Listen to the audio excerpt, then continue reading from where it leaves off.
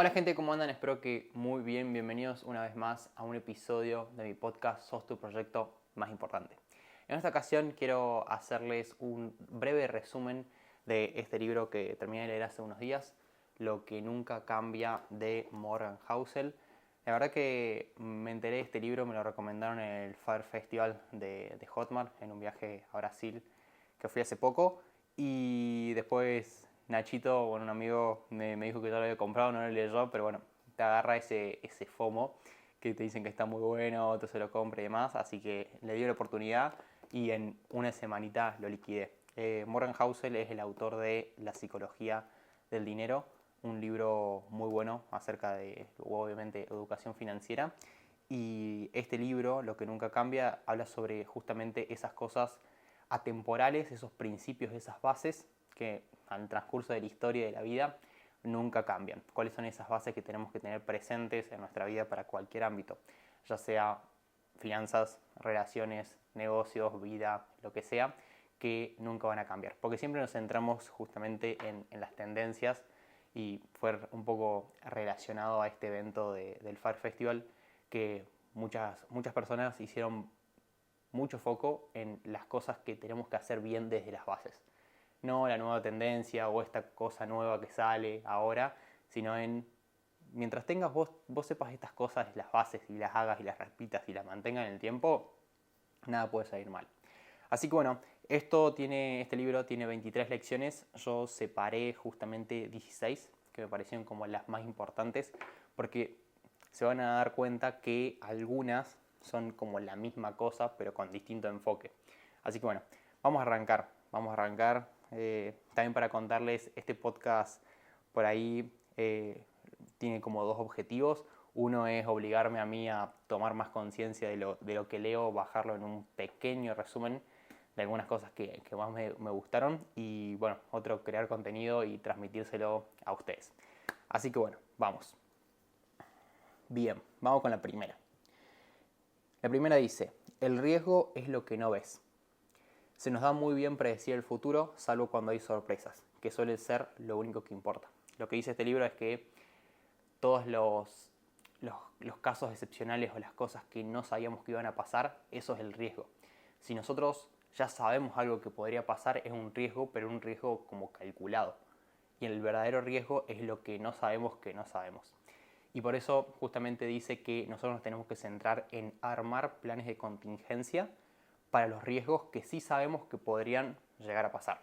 Él habla mucho, o sea, por su ámbito de la educación financiera, habla mucho de las recesiones, la caída en la bolsa y demás, que son cosas que se pueden ir viendo, pero bueno, de un día al otro suceden. Entonces como que no sabes cuándo va a pasar, pero sabes que va a pasar. Y por otro lado, dice que si no te preparás justamente para los riesgos que pueden venir, ¿cómo esperás estar alerta o estar atento para lo que ni siquiera te puedes imaginar? Entonces, mínimo, te tenés que preparar para lo que sí puede pasar. Y ahí, para contar una experiencia personal, yo trabajo en una agencia de marketing donde muchas veces es normal que nosotros mes a mes sumamos nuevos clientes, pero hay meses que se caen clientes, se bajan y dejan de contratar los servicios. Y algo que nos pasaba justamente es que nos chocaba, nos chocaba justamente no tener como esa previsibilidad de que no sabes cuántos clientes van a dejar de contratar el servicio, ya sea el mes que viene. Entonces, claro, lo que nosotros empezamos a hacer es como armar un plan de contingencia, que es únicamente estar un poco más en contacto con el cliente desde el ámbito del servicio, de los números, empezar a cuidar otros detalles para saber si el cliente era más predecible que se pueda caer el siguiente mes.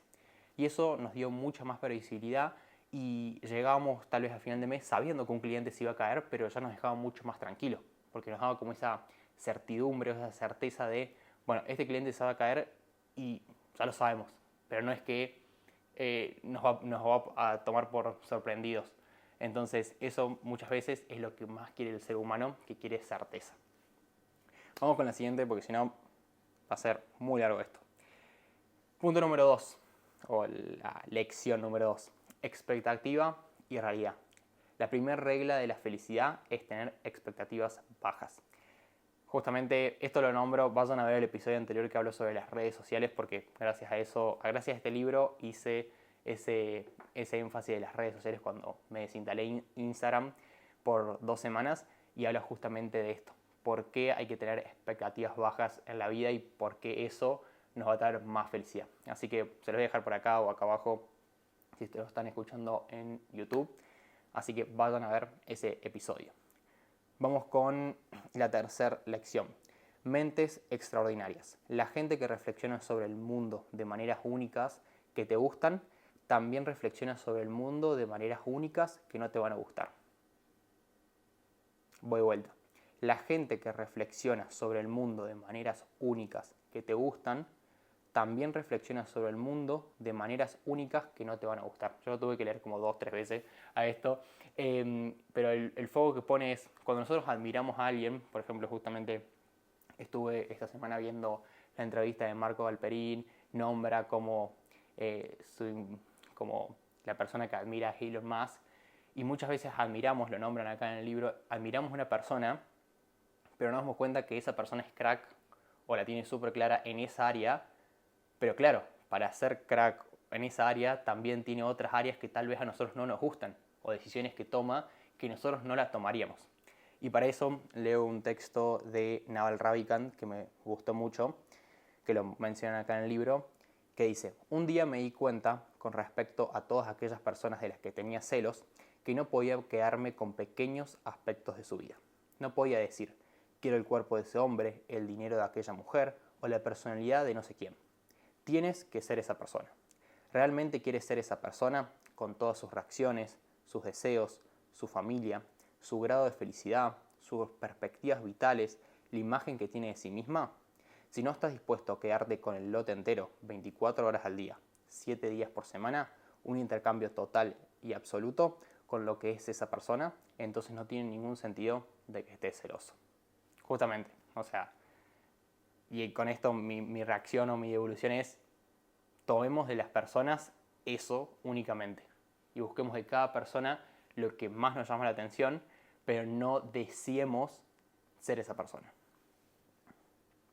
Vamos con el otro punto. La mejor historia gana. Los relatos siempre son más potentes que las estadísticas. Y esto es muy bueno porque lo que quiere decir y lo que engloba el capítulo es que no importa de lo que hablemos o lo certero que sea, de la forma en que lo comuniquemos va a ser lo mejor que realmente nos va a traer el mayor retorno. Por ejemplo, los libros de Yuval Noah Harari, que lo menciona en el libro, habla sobre justamente la historia, cómo se fue justamente construyendo todo desde nuestros antepasados, por así decirlo, desde antes que existieran los humanos, y fue desarrollando 3 libros, que es Homo Sapiens, Homo Deus y 21 lecciones para el siglo XXI. Y esos libros, tuvieron muchas críticas porque dicen, pero esta persona, Yuval, no hizo nada nuevo, o sea, esto ya estaba en los libros de historia, de filosofía, antropología, todo, pero lo único que hizo fue justamente empaquetarlo y escribirlo de una forma que realmente vos lo lees y te das ganas, como este libro, que a mí me gustan este tipo de libros, que te dan ganas de seguir leyendo. Y claro, o sea, la mejor forma de comunicar que tiene una persona, eso es lo que va a hacer. Y por eso muchas películas o muchos sucesos toman mucho más relevancia cuando se los comunica. Por ejemplo, me hizo acordar en este libro que también menciona el tema de las bombas, la película de Oppenheimer. Y un punto que saqué de esto es: los relatos más convincentes van sobre lo que quieres creer que es cierto, o son una extensión de cosas que experimentaste de primera mano. Por eso muchas veces en el mundo de la creación de contenido tiene mucho más relevancia y mucho más impacto lo que las personas comunican con su experiencia propia. O sea, yo no te puedo venir a hablar sobre cómo escribir un libro cuando yo ni siquiera escribí un libro. Yo no te puedo venir a hablar de cómo crear un negocio cuando ni siquiera tengo un negocio. O una agencia de marketing cuando no tengo una agencia de marketing. Por eso es mucho más convincente cuando son cosas que nos pasaron o que nos pasan de primera mano. Vamos con el siguiente. La calma planta las semillas de la locura. Estar loco no significa estar enfermo. Estar loco es normal. Es normal incluso estar más que loco. Acá lo que se refiere esta regla es que la vida tiene ciclos y que muchas veces pensamos que todo es lineal. Si nosotros vamos por ese camino, no puede volver a decaer. Pero la vida es ciclos, o sea, trabajamos para alcanzar una cosa, cuando la alcanzamos, como que descansamos, decimos, ya lo logramos, entonces no seguimos trabajando por alcanzar esta cosa, y como no seguimos trabajando, empieza en declive. Ya sea la economía, los negocios, todos tienen ciclos. Entonces tenemos que entenderlos para que justamente podamos adaptarnos a eso, porque es inevitable, es algo que nunca cambia. Y una ironía habitual dice, se desarrolla así. La paranoia conduce al éxito porque te hace estar alerta. Pero la paranoia es estresante, estar ahí justamente buscando ese éxito. Así que la dejas atrás enseguida, una vez que has alcanzado el éxito, obviamente. Ahora que has dejado atrás lo que te hacía ser exitoso todo ese trabajo, empieza tu declive, lo cual es aún más estresante, porque empezás a ver que las cosas van mal. Eso sucede en los negocios, en las inversiones, en las carreras profesionales, en las relaciones, en todos los ámbitos. Vamos con la siguiente que me gusta mucho. Demasiada cantidad, demasiado pronto, demasiado deprisa. Si una buena idea se lleva al extremo, se convierte enseguida en una idea terrible. Lo que quiere decir esta regla es que, o esta lección, es que muchas veces queremos todo ya. Demasiado pronto, demasiado deprisa, demasiada cantidad, queremos todo para allá. ¿Cuánto queremos facturar? Esto, en nuestro negocio. Pero muchas veces, al tener un crecimiento como demasiado pronto, no tenemos esas bases formadas. Entonces tenemos que saber que tiene como cierto lineamiento. Y eso me pone, yo lo relaciono mucho con los negocios, como que querés crecer la facturación, pero no tenés como la capacidad productiva para tener eso. Entonces eso hace que justamente, por ejemplo, recibas muchos pedidos, muchas órdenes, pero no tenés. Entonces eso te hace dar un mal servicio. O por ejemplo con el deporte. Querés mucho, entonces ¿qué haces? Entrenás mucho, sobreentrenás el cuerpo, pero sobreentrenar no te va a hacer que seas mucho mejor. Ya hay un punto de inflexión que cuanto más entrenes, peor te va a hacer. No es que mejor vas a ser peor, porque no le das a tu cuerpo justamente el descanso necesario para que asimile eso. Y lleva tiempo, no hay otra. Vamos con la siguiente. Cuando se hace la magia, lo leí mal, vamos de nuevo. Cuando se hace la magia, el estrés centra tu atención de formas que en las épocas felices no pueden hacerlo. El progreso se logra cuando las cosas van mal o no tan bien. Esto lo relaciono con el de arriba, justamente que la calma planta las semillas de la locura. Es que, pónganse a pensar, nosotros cuando nos ponemos como a trabajar con mucha más fuerza, con todo, empezamos a estudiar, cuando las cosas realmente van mal o no tan bien. Cuando nosotros decimos, o me pasa en la facultad, cuando decimos, che, va todo bien, o sea, llegamos, tenemos tiempo para estudiar, venimos bien y demás, no nos preocupamos tanto, entonces hacemos lo justo y necesario. Ahora, cuando nos va mal en un parcial o algo, estudiamos mucho más y tratemos de que no se nos pase nada, porque justamente venimos mal. O un negocio, lo mismo. En el deporte también. O sea, cuando una persona llega justamente a como su performance en el deporte, como que no se esfuerza porque justamente ya llegó ahí. Pero no, eso empieza justamente que si no lo seguís manteniendo en el tiempo, va a empezar a decaer. Vamos con otro punto. Tragedias inmediatas y milagros a corto plazo. Las buenas noticias son consecuencia de la acumulación, que siempre requiere tiempo, pero las malas se deben a una pérdida de confianza o un error catastrófico, que puede ocurrir en un abrir y cerrar de ojos. Lo que quiere decir es que los milagros a corto plazo, o sea, las cosas buenas suceden después de mucho trabajo. Pero las cosas malas o las tragedias suceden así, o sea, en cualquier momento. Y menciono una frase de Warren Buffett que está muy buena, que dice, se tarda 20 años en ganar una buena reputación y 5 minutos en perderla. Es lo mismo con la confianza en los negocios, todo tiene su relación en todos los ámbitos. Por eso son cosas que son lecciones atemporales que involucran a toda la vida.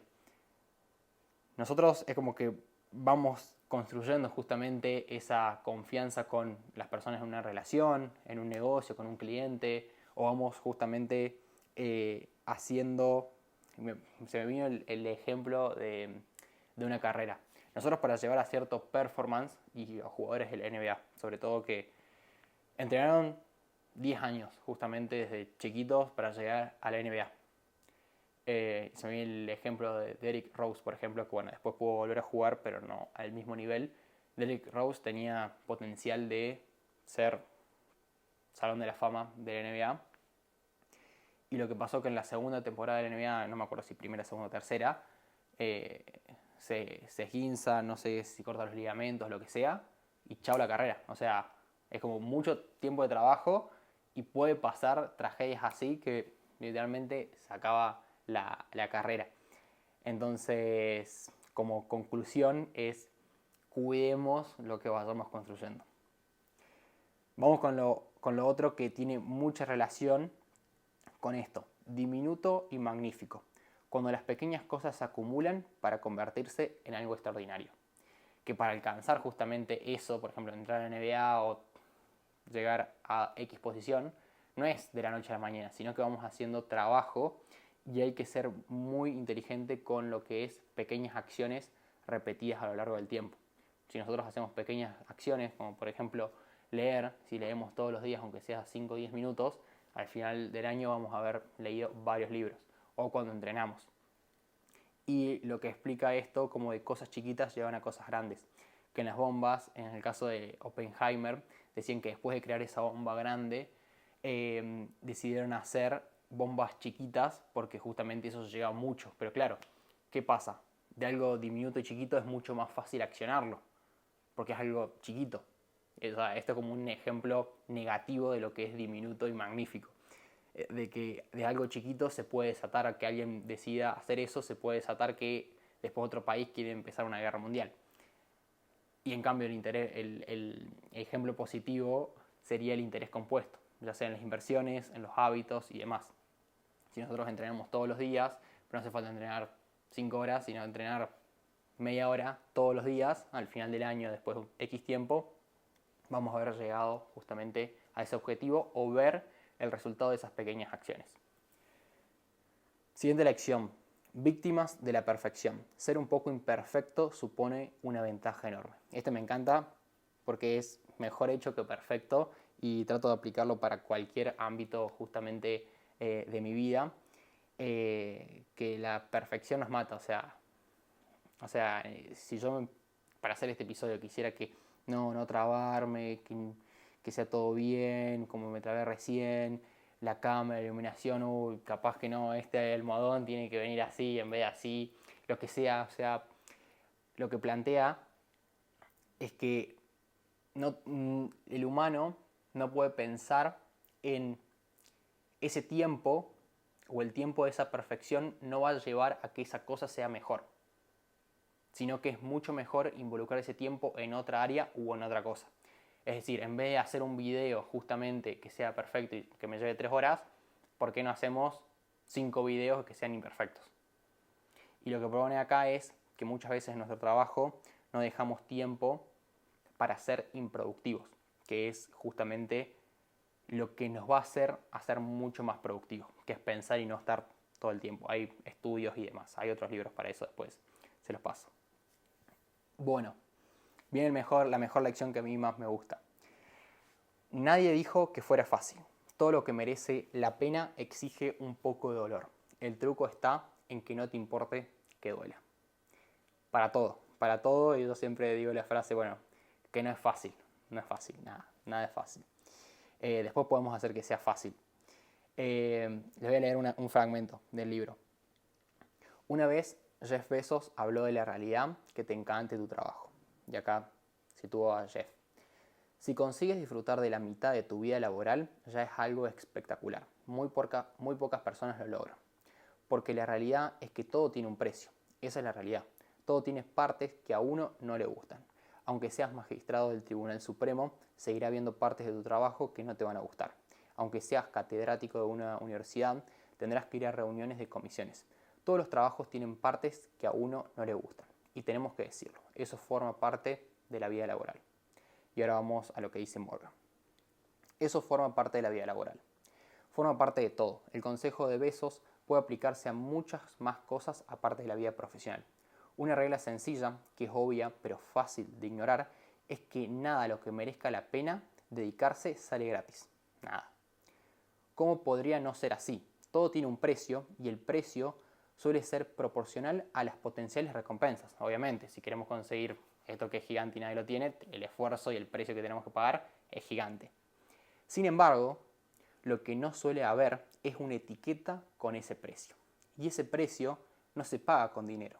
La mayoría de las cosas a las que merece la pena dedicarse se cobran su precio en forma de estrés, incertidumbre, tener que lidiar con personas estrafalarias, burocracia, los incentivos contrapuestos de otras personas, problemas, sandeces, horas extras y dudas constantes.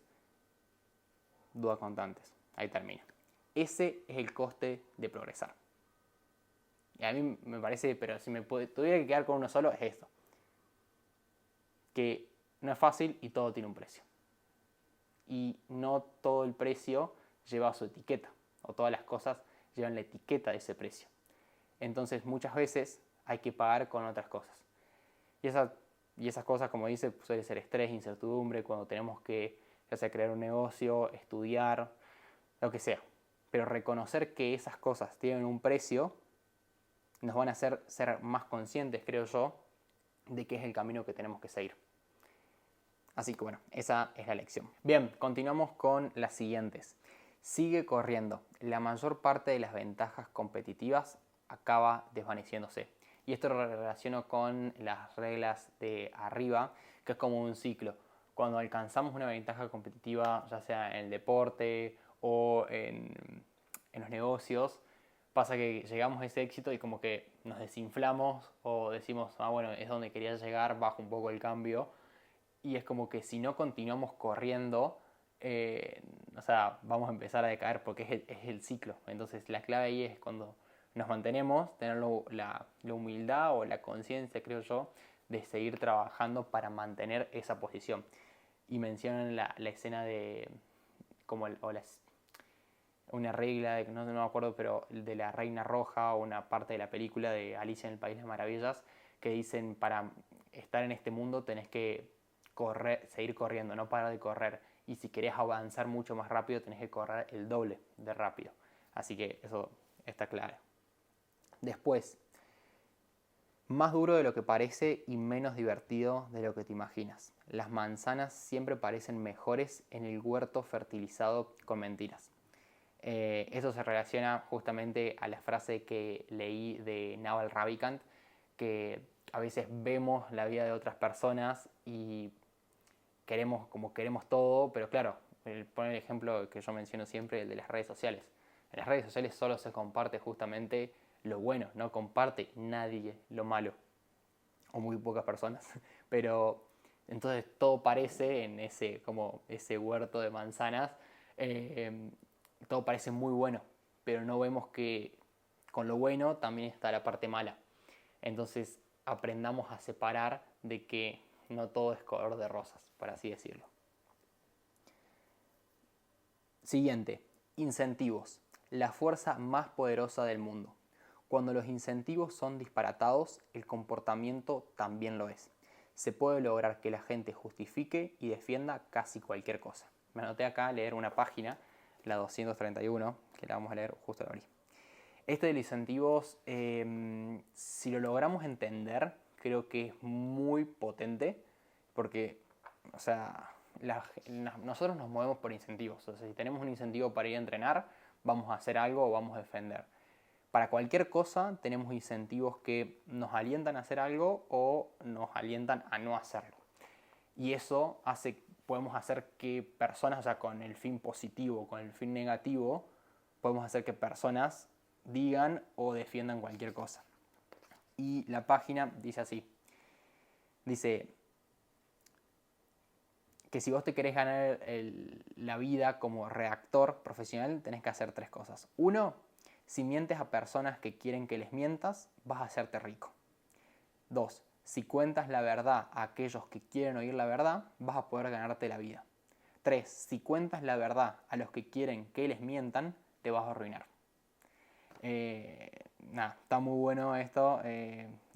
Recomiendo obviamente que lean el libro, pero yo creo que nunca, o por lo menos a mi situación diaria, nunca nos tomamos como el tiempo pensar cuáles son los incentivos que nos mueven a hacer las cosas o que mueven a las otras personas a hacer las cosas.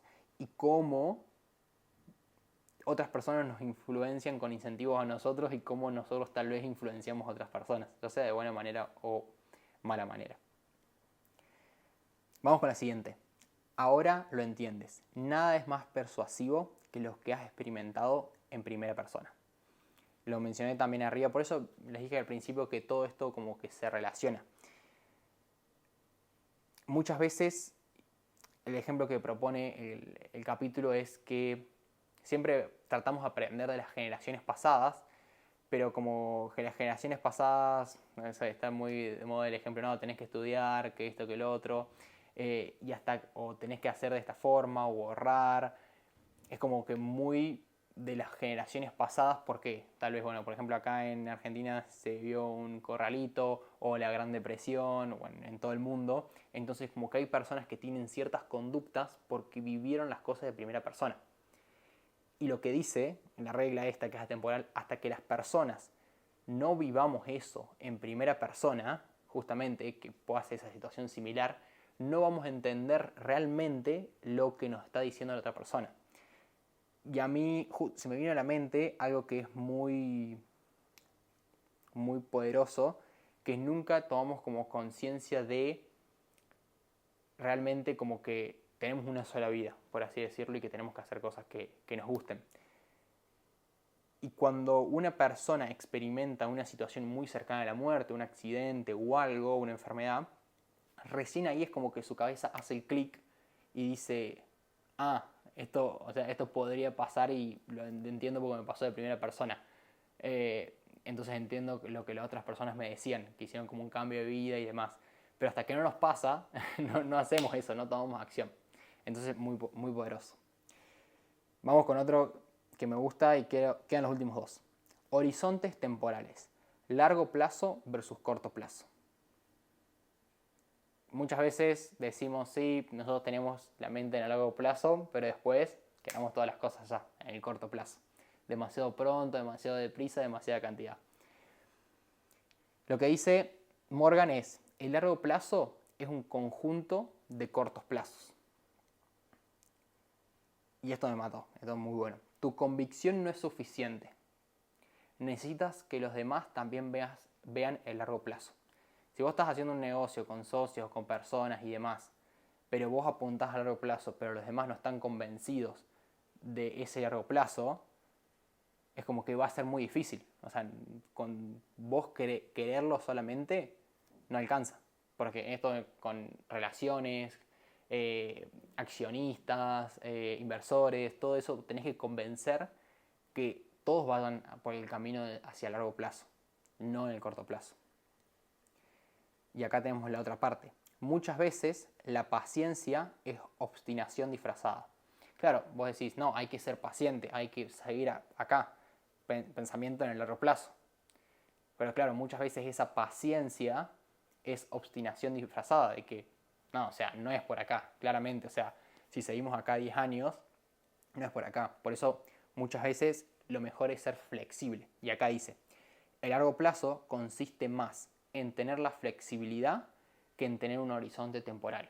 La idea es que nos marquemos un objetivo a largo plazo, pero que tengamos cierta flexibilidad.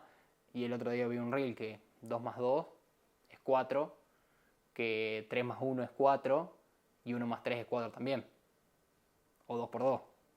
Entonces hay muchas formas de llegar a eso y hay que ser flexibles en la forma en lo que nosotros queremos llegar.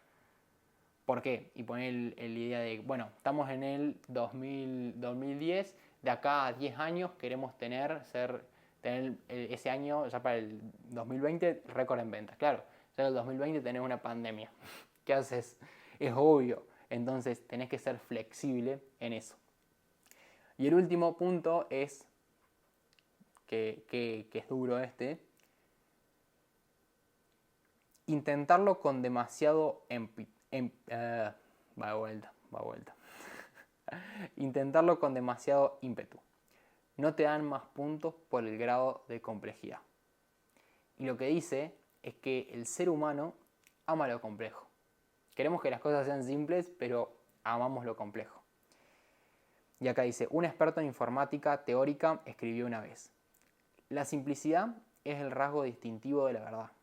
Deberíamos saber más, pero la complejidad sigue teniendo una atracción morbosa. Cuando ante un público académico das una conferencia que es más clara que el agua de principio a fin, el público se siente estafado. La triste realidad es que la complejidad vende más. Por eso justamente a mí me hace acordar, publicidades, que el sistema para ganar, que tenés que descubrir los 3 secretos, y claro, vos pensás, sí, tengo que saber eso para alcanzar ese objetivo porque esta persona tiene la clave.